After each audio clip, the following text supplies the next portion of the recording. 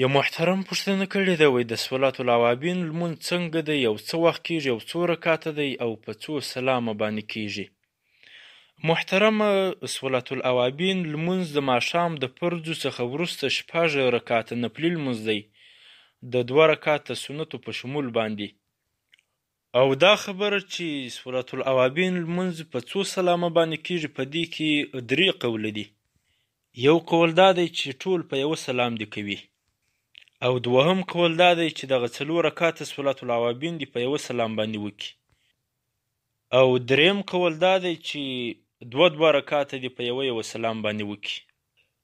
دغه 3 طریقې ټوله روا دي، او دغه اختلاف یې په فضیلت کې دی.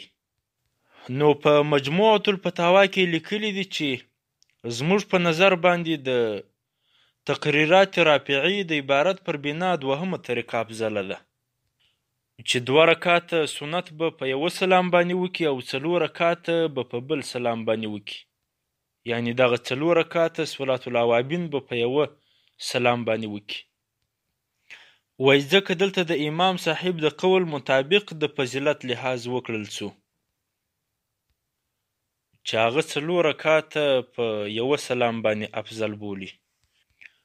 او د صاحبینو پر قول باندې 2 رکعته په یوه سلام باندې کول افضل دي. مجموعة الفتاوا 2 ټوکه او صفحه 93 او 94 او 95، مراقي الفلاح 319 صفحه او بحر 2 ټوکه او صفحه 89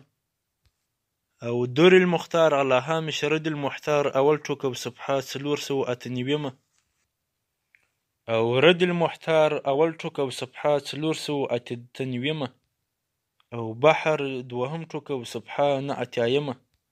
همداراز بل ځای در المختار على هامش رد المحتار اول ټوکه او صفحه 448 او تقريرات الرافعي 89 صفحه